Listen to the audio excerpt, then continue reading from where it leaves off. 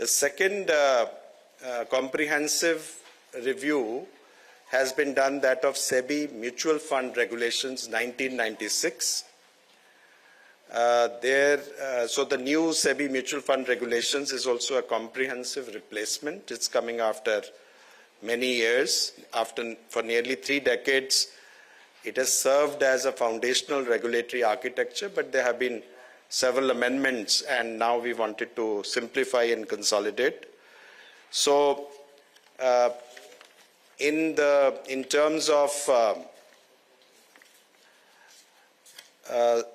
again, the focus has been on simplification and consolidation, transparency and investor protection, and then we have also taken some important measures in respect of changing the caps, which is on the total expense ratio, bringing clarity on statutory levies, rationalization of brokerage limits, and disclosure of total expense ratio. There is also a reduction of about 44% from 162 pages to 88 pages. Word count has been reduced by approximately 54% of current regulation, from 67,000 words, including footnotes, to 31,000 in the new regulations. So here, important points, as you know, are the clarity on statutory levies. So expense ratio limits, now called base expense ratio, shall exclude all statutory levies. Statutory and regulatory levies such as STT or CTT, as the case may be, and GST, stamp duty, Sebi fees, exchange fees.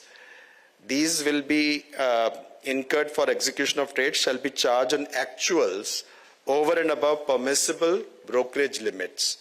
So total expense ratio will be equal to BER, which is the base expense ratio, plus brokerage, plus regulatory levies, plus statutory levies.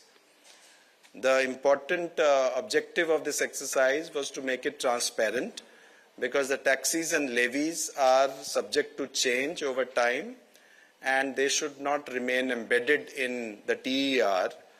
In current case, something was embedded, something was not embedded. So there was a confusion. So this confusion has been clarified. And the base expense ratio has now been adjusted. In your press release, you have the table. There were, I think you will also come to some of the points. Initially there was a proposal, and now present proposals, there has been change. The reason is that after the consultation paper, a number of representations was received from different stakeholders, and taking into consideration the balanced view has been taken in these.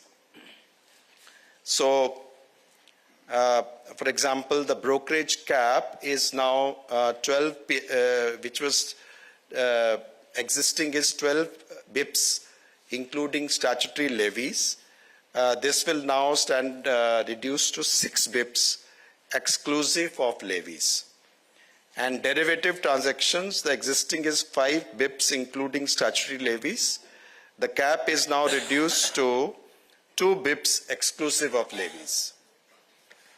On AMC also, so far as the AUM slab-wise rates are there has also been adjustment.